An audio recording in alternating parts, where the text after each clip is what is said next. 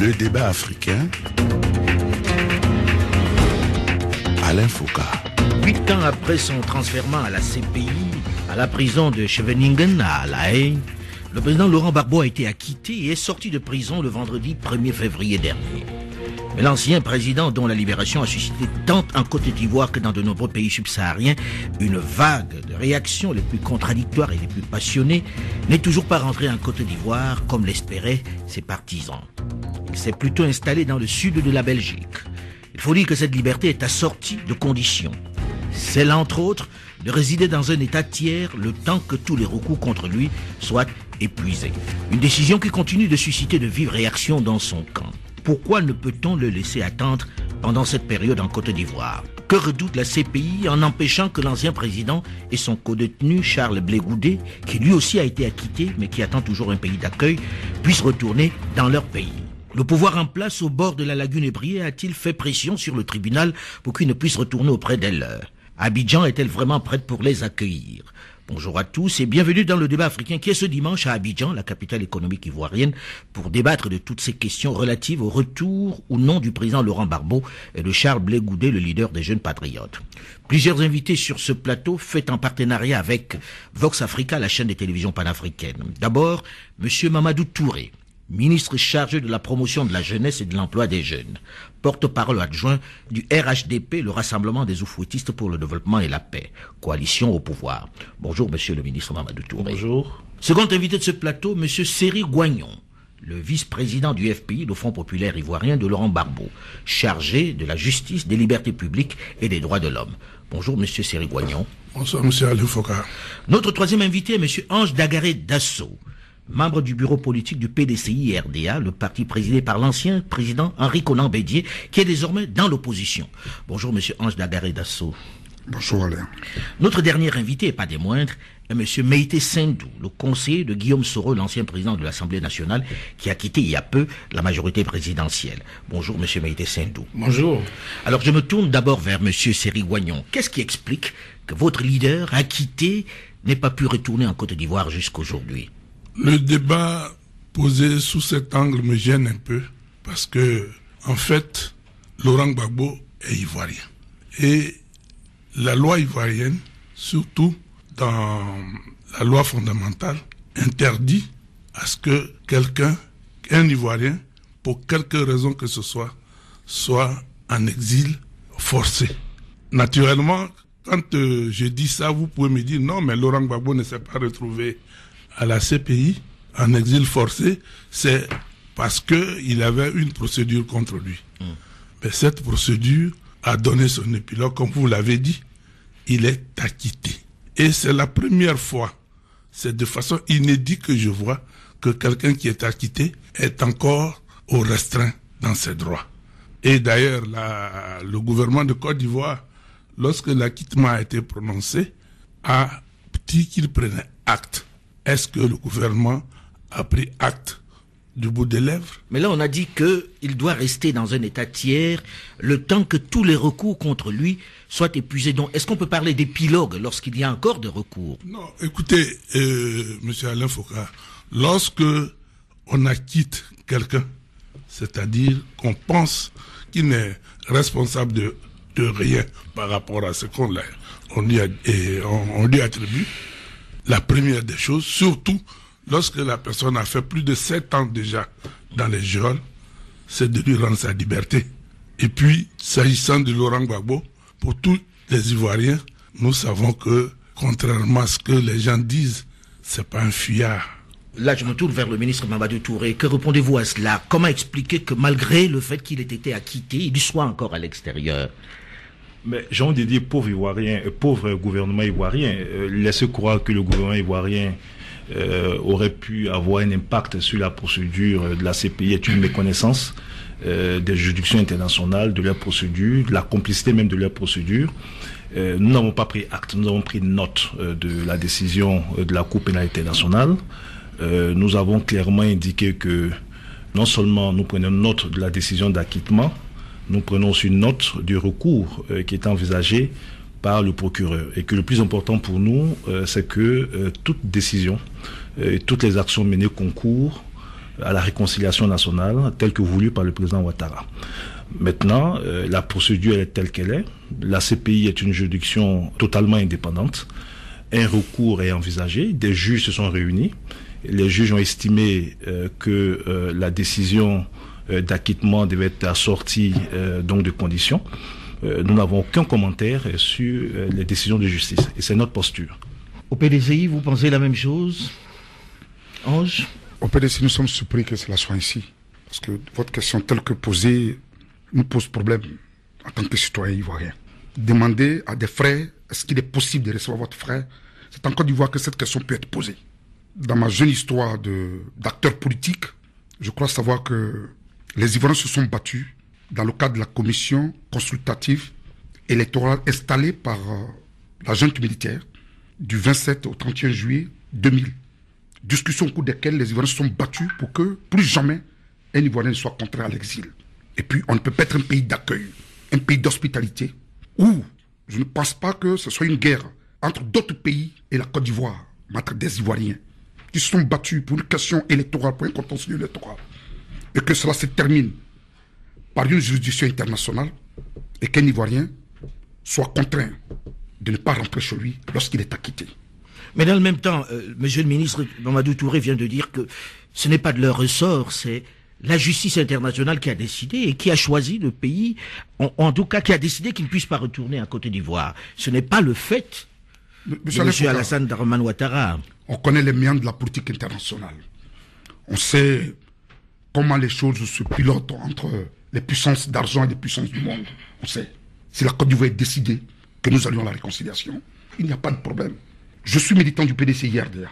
40 ans après, nous avons gouverné ce pays pendant 40 ans. On aurait pu contraindre des Ivoiriens à l'exil. On aurait pu faire contre les Ivoiriens ce qui n'était pas possible à faire. Je dis tout est une question de volonté politique, on le sait. La politique au-dessus de tout, la politique au-dessus de toi, la politique oriente tout. Pour vous, vous avez le sentiment qu'il y a eu une interférence de la politique dans la décision de la CPI? Oui, c'est une interférence des puissances qui étaient d'abord contre Laurent Gbagbo, une interférence des puissances qui n'ont jamais voulu la stabilité de la Côte d'Ivoire, qui n'ont jamais voulu que ce pays soit en paix, que les Ivoiriens soient ensemble.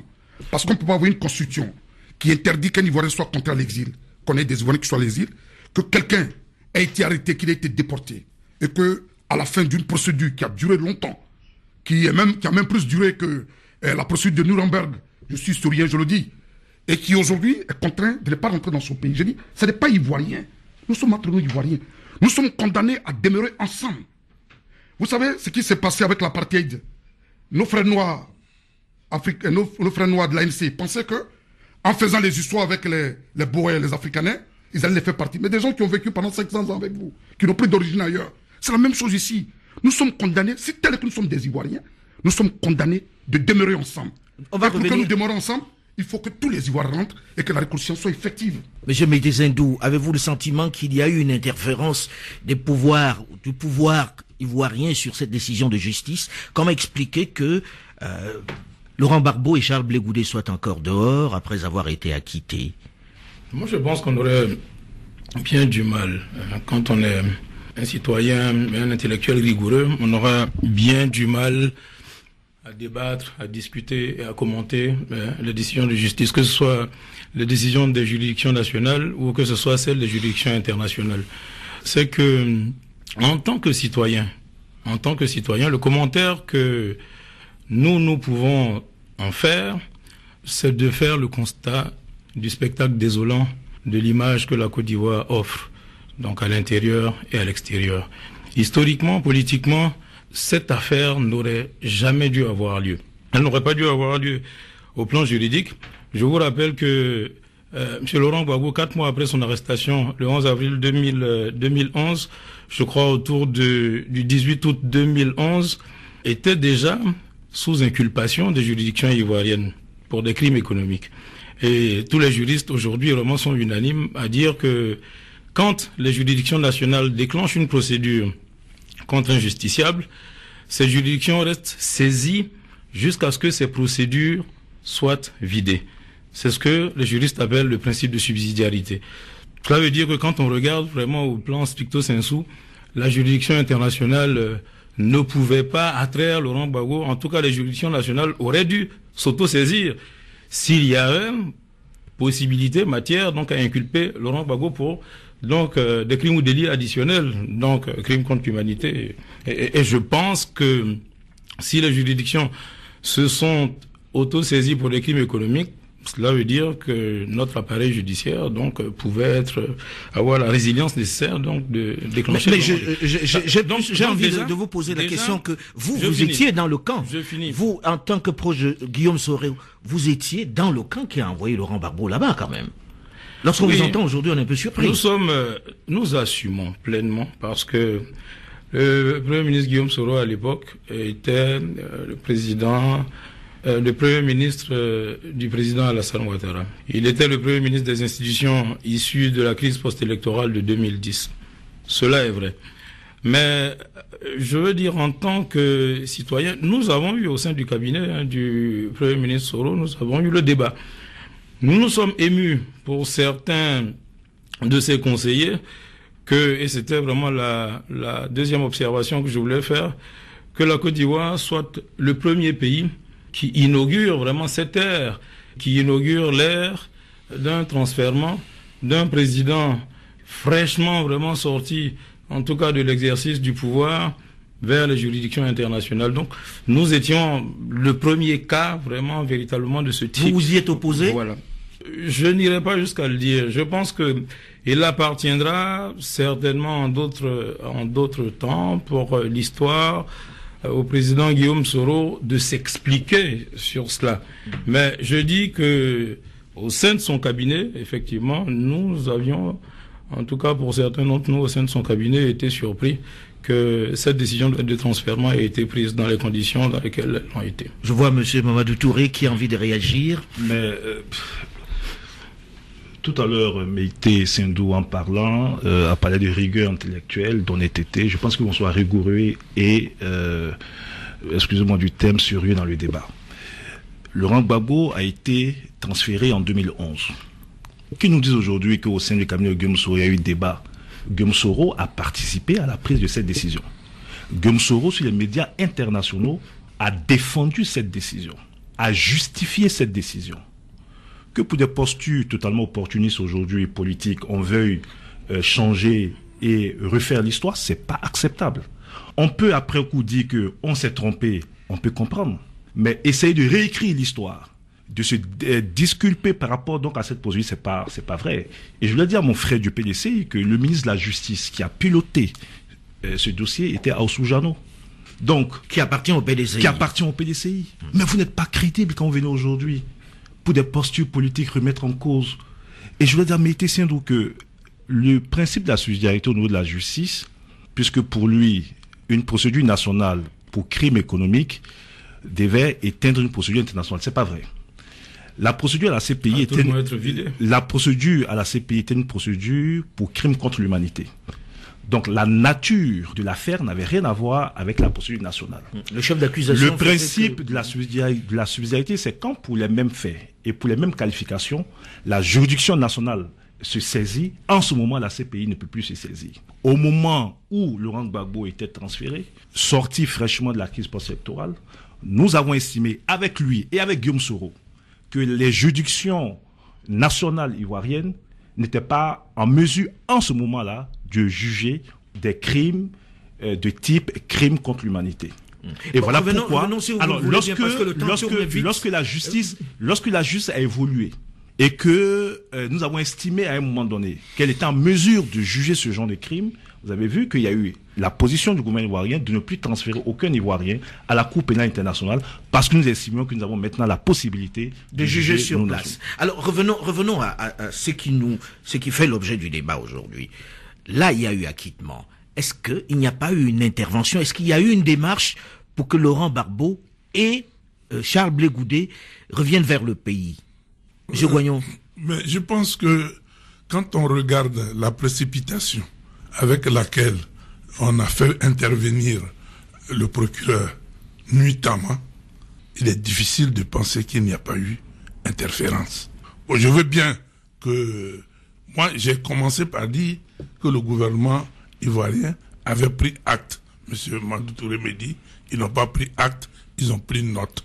Je ne sais pas quelle est la différence, mais un fait est certain, c'est que s'ils avaient voulu aller dans le sens de l'apaisement, on n'aurait pas assisté à la précipitation qui, nuitamment, où on a demandé au procureur de faire appel, alors même que le jugement n'était pas, les conditions n'étaient pas remplies pour faire cet appel-là.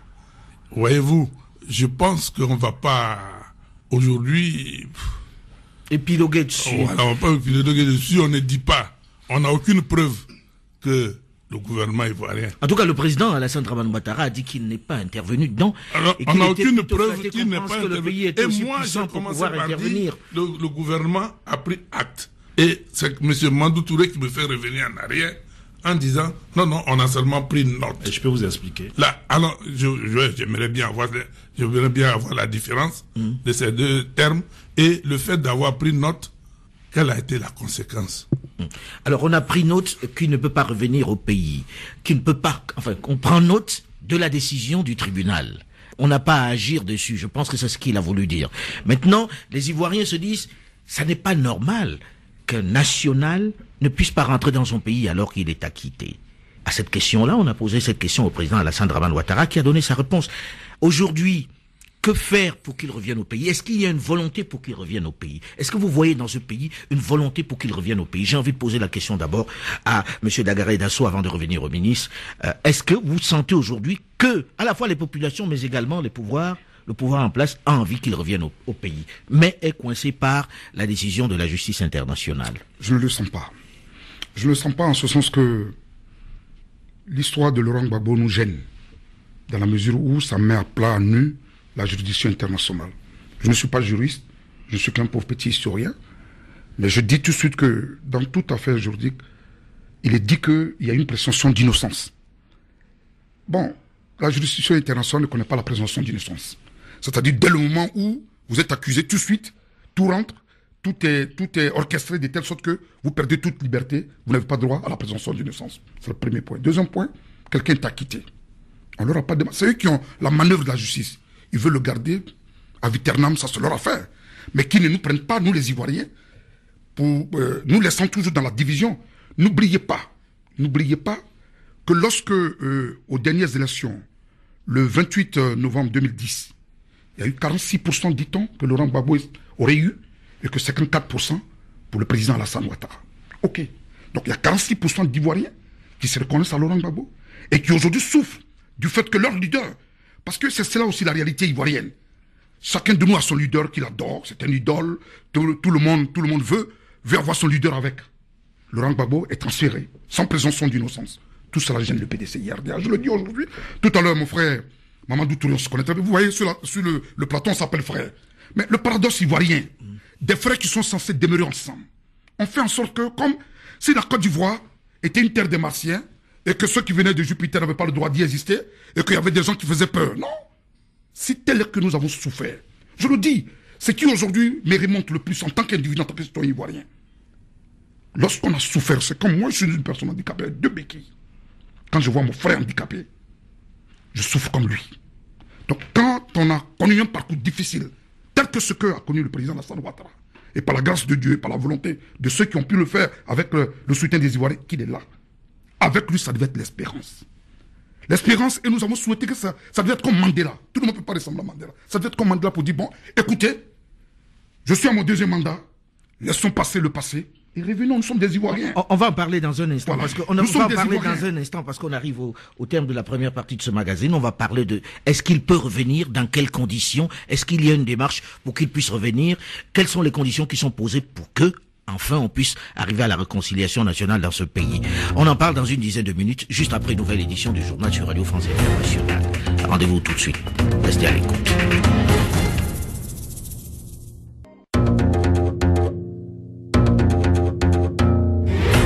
Le débat africain, Alain Foucault. Acquittés par la CPI, la Cour pénale internationale, et libérés le 1er février dernier, ils ne peuvent pas revenir au pays le temps que tous les recours contre eux soient épuisés. Une situation qui, bien sûr, alimente beaucoup de commentaires. À quelles conditions Laurent Gbagbo, l'ancien président de Côte d'Ivoire, qui vient de passer près de 8 ans dans les prisons de la Cour pénale internationale, peut-il revenir en Côte d'Ivoire? Souhaite-t-on vraiment son retour sur place? Bonjour et bienvenue à tous ceux qui nous rejoignent seulement maintenant dans la seconde partie du débat africain qui est ce dimanche à Abidjan, la capitale économique ivoirienne. Avec sur ce plateau, réalisé en partenariat avec Vox Africa, la chaîne de télévision panafricaine, d'abord Monsieur Mamadou Touré, ministre chargé de la promotion de la jeunesse et de l'emploi des jeunes, porte-parole adjoint du RHDP, le Rassemblement des oufouettistes pour le développement et la paix, coalition au pouvoir. Second invité de ce plateau, Monsieur Seri Wagnon, le vice-président du FPI, le Front populaire ivoirien de Laurent Gbagbo. Il est chargé de la justice, des libertés publiques et des droits de l'homme. Notre troisième invité est M. Ange Dagaré Dasso, membre du bureau politique du PDCI-RDA, le parti présidé par l'ancien chef de l'État, Henri Konan Bédié, qui est désormais dans l'opposition. Notre dernier invité, et pas des moindres, est M. Meïté Sindou, le conseiller de Guillaume Soro, l'ancien président de l'Assemblée nationale, qui a quitté il y a peu la majorité présidentielle. Nous avons terminé la première partie de ce magazine en évoquant la question de savoir, est-ce qu'on veut vraiment que Laurent Gbagbo revienne dans ce pays? Est-ce qu'il faut entreprendre des démarches pour qu'il revienne dans le pays? Là, on a écouté monsieur Ange Dagaré Dasso dire, je n'ai pas ce sentiment-là et qu'il faudrait peut-être que ça arrive. On a écouté également un entretien donné par un important membre du RHDP qui disait pour qu'il revienne, il faut qu'il rentre dans le RHDP. C'est-à-dire que c'était pour rigoler, c'était pas sérieux. Non, c'était pas un message qui était passé. Fort heureusement. Non, ça veut rien de sérieux. C'était juste pour rigoler. Je vous remercie, monsieur Mamadou Touré, de le dire ainsi. Mais vous savez, avec toutes les contraintes, les menaces qui sont posées aujourd'hui à l'entrée au RHDP, on serait vraiment, l'imagerie populaire serait tenté de le croire. Serait tenté de le croire. Mais là, vous confirmez que c'était une plaisanterie de la part du membre de... Non, c'était une plaisanterie, mais ce que je peux dire, vous savez, on pourra le débat tel que posé épiloguer tout le temps. Vous avez aujourd'hui deux positions totalement tranchées. Nous estimons que la juridiction internationale est totalement indépendante. Nous n'avons aucun impact sur les procédures de la juridiction internationale. Nous avons des frères qui estiment, eux, qu'il y a une sorte de complot international avec une immixtion de pouvoir sur les juridictions internationales. Je vais rappeler que le procureur de la CPI n'est pas un procureur ivoirien pour que le ministère de la Justice puisse l'actionner. Les seuls éléments dont le président Ouattara avait la possibilité et qui étaient de son ressort, c'est quand des citoyens tels que Simone Gbagbo et d'autres, condamnés pour certains en Côte d'Ivoire, d'autres par défaut, d'autres contraints à l'exil, le président Ouattara a usé du levier qu'il avait, la loi d'amnistie qui a permis à ses frères et sœurs donc de recouvrer totalement leur liberté et contribuant ainsi aux procédures de Conseil national. Malheureusement, je suis obligé de dire à M. Seri Wagnon et à notre ami du PDCI qui chante du discours aujourd'hui, puisque on chante du discours en fonction... C'est le désemparentement. Voilà, lorsqu'on n'est plus ensemble, voilà. Le discours ne peut plus être la même chose. Mais ce que les Ivoiriens attendent de nous, c'est la constance et la cohérence dans notre démarche. Mais nous avons toujours été constants, nous, au PDCI-RDA. Nous assumons Monsieur Touré Mamadou, nous avons tous été constants. Est-ce que je peux terminer? La paix, le dialogue, la recherche de la stabilité, la paix durable, la fraternité, l'hospitalité entre les Ivoiriens, faire en sorte que la réconciliation puisse être vraie, ne pas jouer sur les sentiments, respecter l'adversaire, créer les conditions d'une paix durable. Je dois terminer. On aurait voulu que cette position-là, vous l'ayez. Il n'est pas obligé. Vous l'ayez avant. Hier avec toi de se départir des positions qu'ils ont. Tout cela ne ressemble pas à l'oufouettisme. On aurait voulu que cette position, vous l'ayez avant de vous désemparenter. Ce que je dis et ce que je réaffirme avec force, c'est que sur le principe qu'un citoyen ivoirien puisse retourner dans son pays et ne puisse pas être contraint en exil, nous sommes d'accord. D'ailleurs, pour Laurent Gbagbo, on ne parle pas d'exil. Il s'agit d'une procédure d'une juridiction internationale.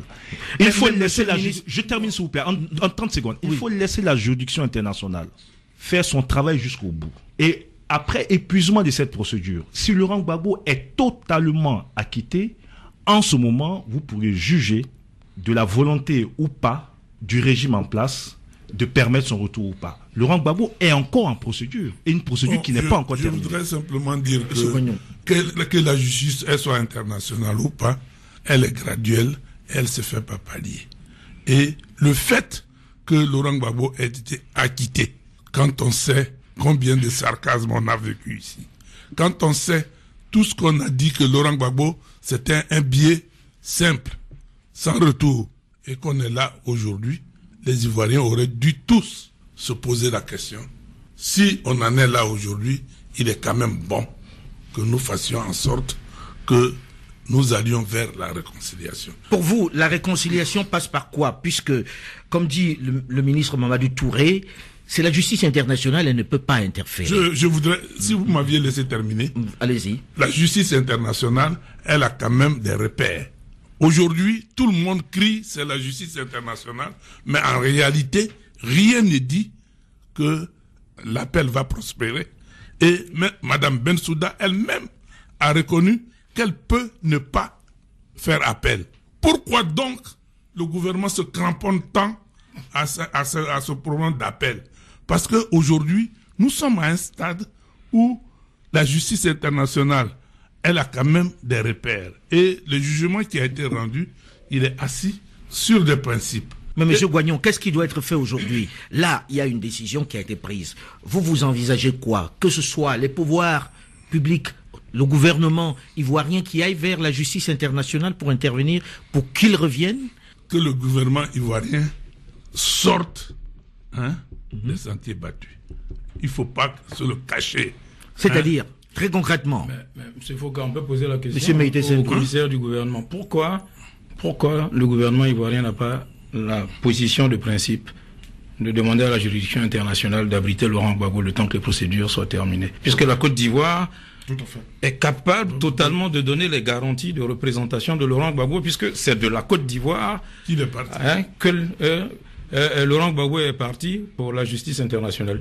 Foucault, je me permets de passer par vous pour lui poser la question et qu'il y réponde précisément.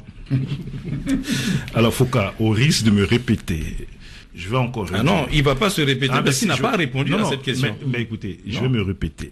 Les procédures au niveau de la juridiction internationale, si c'est pour nous, écoutez-moi, si c'est pour nous, c'est échappe totalement à tout le monde. Préparé la par juridiction, les services de communication du non, gouvernement. il s'agit pas, nous ne sommes pas intéressés. Je crois que Foucault n'a pas Monsieur Mamadou Touré, j'ai envie de dire, très concrètement, la question que pose Monsieur Meïté Sendou est celle que beaucoup d'Ivoiriens se posent, et pas les Ivoiriens seulement, en disant, qu'est-ce qui fait qu'il ne puisse pas revenir ici, puisqu'il est bien parti d'ici? Pourquoi est-ce qu'on ne l'abrite pas ici, et on l'abrite plutôt en Belgique? D'accord. Alors, nous avons tous eu le contenu de la décision donc de la juridiction internationale qui a estimé, et je ne l'ai pas fait de commentaire là-dessus, qui a estimé que Laurent Gbagbo avait des attaches solides.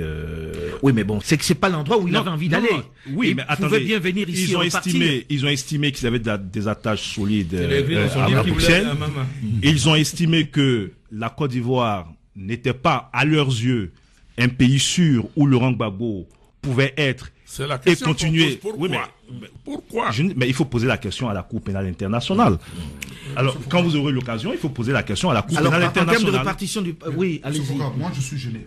Je suis profondément gêné que ça soit sous l'ère des fautistes. Moi, je n'ai jamais été un compagnon de Faux-Boigny. Je connais Faux-Boigny, je l'ai approché qu'en 90-93. 3 ans. J'ai étudié en première année, quand je le visitais en tant que leader d'opinion universitaire. Vous êtes vraiment historien. Hein? Oui, si.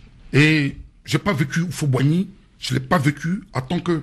J'ai eu à rencontrer le président Ouattara, pas 3 fois. Je peux mettre dans les dates exactes. Non, allons-y, allez au fond de votre... Lorsqu'il était Premier ministre, président du RDR et candidat au présidentiel, nous avons eu à discuter. Mais lorsque je vois que c'est sous les fautistes que les Ivoiriens peinent à ne pas s'attendre, nous avons l'histoire des faux complots en 1963. 66 où Faux-Boigny les libère. Qu'est-ce qu'il dit? J'ai été trompé quand on a fait une erreur de cette nature. Vous savez... Pour vous, c'est une erreur qu'on l'ait envoyé là-bas. Oui, c'est une grosse erreur. Même, je pourrais dire même une faute. 2 frères. Ce qui s'est passé, c'est un problème de contentieux électoral qui a débouché sur la guerre. Qu'est-ce que vous souhaitez je souhaite que les fautistes qui sont aujourd'hui au pouvoir fassent en sorte que les Ivoiriens retrouvent la paix. Vous êtes dans un village... Mais c'est ce que nous faisons. Vous êtes dans un village, celui qui a tué votre père est au pouvoir et il veut que vous attendez. Et chaque matin, vous le voyez dans la tenue de votre père, la tenue que votre père portait, et il est mort. Vous le voyez dedans, vous croyez que vous allez être heureux? Laurent Gbagbo est un Ivoirien. La Constitution veut qu'il n'y ait pas d'Ivoirien qui soit contraint à l'exil. Alain. Juste, je donne la parole là, comme ça on va équilibrer. Le gouvernement ivoirien doit faire en sorte que Laurent Gbagbo puisse rentrer pour que nous arrivions à la paix. C'est une question de volonté politique. Quand nous parle de la CPI qui soit une juridiction internationale, mais elle est une juridiction internationale puissante, elle n'arrivera pas à attraper Béchi. Arrêtons de blaguer le monde. Justement sur ça, on dira tout ce qu'on veut. Hein? Et mon jeune frère Mamadou Touré ne pourra pas écarter cela de la main. Mais cette affaire, c'est une pure hérésie juridique. Les juristes le disent. C'est la première fois. J'ai écouté encore vraiment des avocats étrangers, français, nous expliquer la singularité de la décision qui a été rendue par la Cour pénale internationale.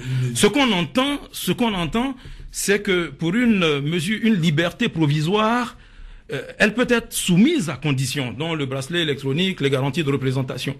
Mais un acquittement, c'est un acquittement. Un acquittement ne peut pas être muet en libération conditionnelle ou en liberté provisoire sous condition. C'est une pure hérésie juridique. Et c'est pour cela que l'imagerie populaire a du mal à ne pas penser. Je ne dis pas que le président Ouattara et le gouvernement ivoirien ont la main. Je ne me hasarderai pas à le dire.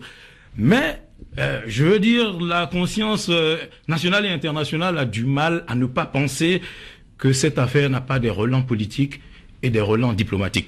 Et M. Foucault, quand même, je finis. Comment se fait-il? C'est vrai qu'il y a eu la crise post-électorale. Cette crise post-électorale, elle est documentée. Mais comment se fait-il que on arrête M. Laurent Gbagbo, on le transfère à la Cour pénale internationale, on conduit une procédure pendant 8 ans, et cette procédure aboutit donc à un acquittement, à une inexistence de preuves. Bon.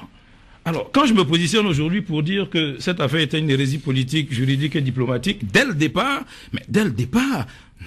nous avions déjà senti en 2011 que cette affaire, malheureusement, finirait comme un retour du bâton par retourner à la figure de la Côte d'Ivoire. Et c'est le cas aujourd'hui, malheureusement. Malheureusement, ce sentiment que vous avez en 2011 n'a pas été exprimé ni en 2011, ni en 2012, ni en 2013, ni en 2014, puisque vous-même, et partant Guillaume Soro, a eu à exprimer, comme je l'ai dit tantôt, sur les chaînes étrangères jusqu'à une période récente, a eu à justifier. Vous avez bien tort de vous accrocher à ça. Vous avez une responsabilité aujourd'hui. Vous avez parlé, je vous ai pas interrompu. Ne fuyez pas vos responsabilités. Prenez vos responsabilités. Vous avez parlé tous les deux. Ne vous défaussez pas de vos responsabilités. Je termine. Je ne vous ai pas interrompu. Vous êtes le porte-parole du parti de gouvernement. Vous êtes ministre du gouvernement.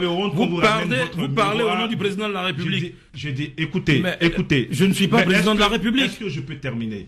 Je dis. C'est M. Ouattara qui est le président de la République. Celui que vous représentez, c'est lui qui est président de la République. Je vous ai laissé parler. Si honte il y a à chercher, c'est de votre côté, pas du mien. Alors, Alain Foucault, donc ce que je voudrais dire, concernant la procédure, Laurent Gbagbo, aujourd'hui, est en procédure à la Cour pénale internationale. Lorsque cette procédure arrivera à son terme, que Laurent Gbagbo soit totalement acquitté ou pas, chacun va aviser. C'est la question de savoir. Mais je réponds tout de suite.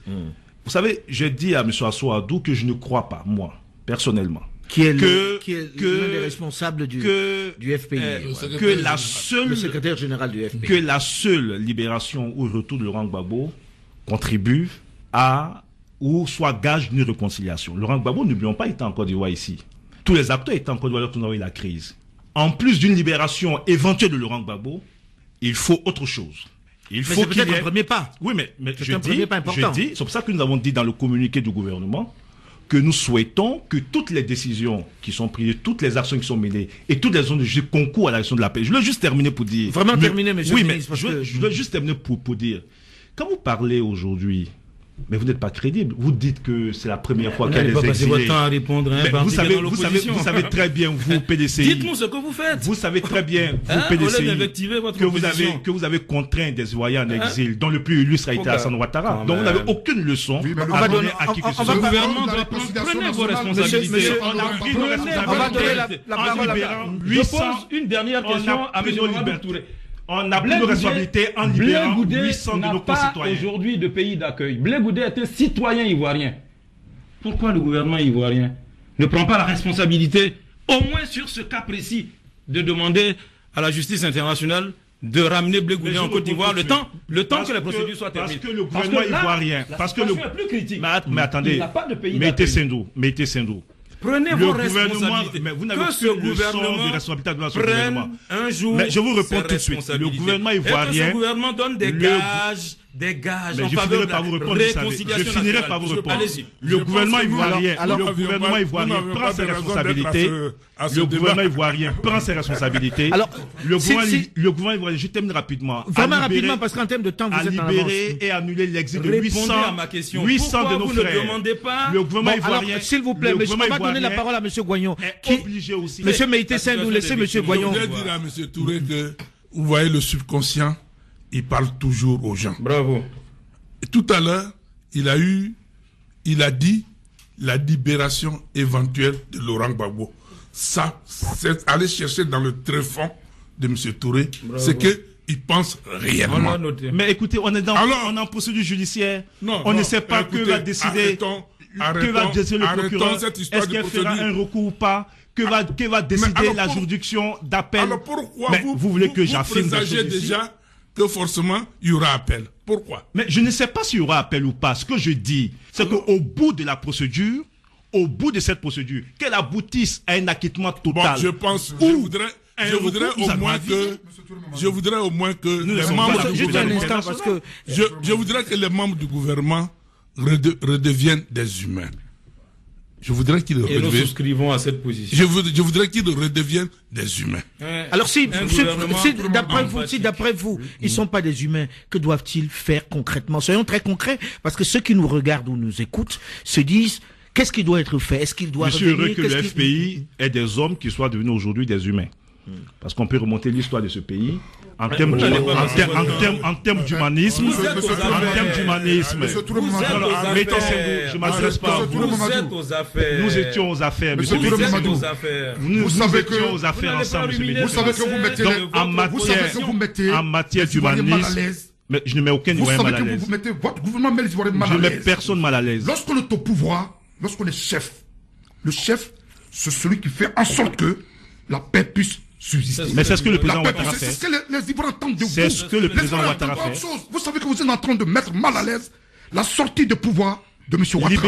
Libérer Vous- Simone Gbagbo, c'est je mettre vous- mal à l'aise les Ivoiriens. Oui, mais quand vous l'avez libéré, les Ivoiriens n'étaient pas contents. Lida Kouassi, c'est Monsieur mettre Touré mal à Mamadou, l'aise les les Ivoiriens étaient Ivoiriens. contents. Pas J'ai de été donner même la les saluer. avoirs. Pas de justice à la J'ai été carte, la s'il vous saluer, plaît. j'ai été la Faire saluer. part de Tous justice les Ivoiriens à la étaient carte. contents. Si vous parlez tous ensemble, Le on 6 n'entend août, plus personne. Le 6 août, lorsqu'il a parlé en disant il est libéré, allez voir dans les maquis, dans les restaurants. Les Ivoiriens étaient heureux. Mais bien sûr. Et ça lui a donné des points dans le cœur de Mais bien ceux sûr. qui ne voulaient plus entendre parler de Mais lui. bien sûr. Mais ça ne peut pas perdurer. Je voudrais vous dire, nous étions hier apparentés. Nous étions hier des frères, des alliés. Mais votre façon de vous comporter, votre façon de faire, comme si la Côte d'Ivoire n'avait jamais existé. Tout à l'heure, vous avez dit le plus illustre de ceux qui étaient à l'exil. Mais qui a fait que Henri Konan Bédié, Alassane Ouattara sont rentrés en Côte d'Ivoire? C'est le forum de la réconciliation nationale. Nous étions tous heureux de les voir les quatre à la télé, en train de brandir. Il faut le faire. Mais Ange, la Côte je vais te d'Ivoire rassurer, je vais a te existé, rassurer. la Côte d'Ivoire existera. Ange, je te Mais rassure. vous êtes en train de Ange, tromper, je vous. te rassure. Vous, les Malheureusement, vous adorateurs, n'aurez pas. Vous êtes en train de tromper le président Malheureusement, Ouattara. vous n'aurez pas Et le vous allez temps faire en sorte de Tout discuter. ce qu'il a à faire. Alassane Ouattara, tout ce qu'il fera, tout Mais ce qu'il a à qu'il le faire. fasse. Et il continue de faire ce qu'il a à Qu'il faire. le fasse. À la Nous Convention arrivons nationale malheureusement au terme de ce magazine. Et comme à chaque fois, lorsqu'on discute sur un plateau ivoirien, on a beaucoup de mal à terminer parce que tout le monde parle en même temps. C'est encore très très passionné et passionnel entre vous. En tout cas, on souhaite qu'il y ait une réconciliation véritable dans ce pays dans peu de temps. Puisque vous arrivez à vous parler et que vous êtes généralement des frères sur ce plateau. Merci à vous d'avoir accepté d'écouter ce débat. Le débat africain s'est terminé pour aujourd'hui. Olivier Raoul, Marjorie Bertin et Alain Foucault, nous vous donnons quant à nous rendez-vous la semaine prochaine, même heure, même fréquence. Dans un instant, une nouvelle édition du journal sur Radio France Internationale. Restez à l'écoute.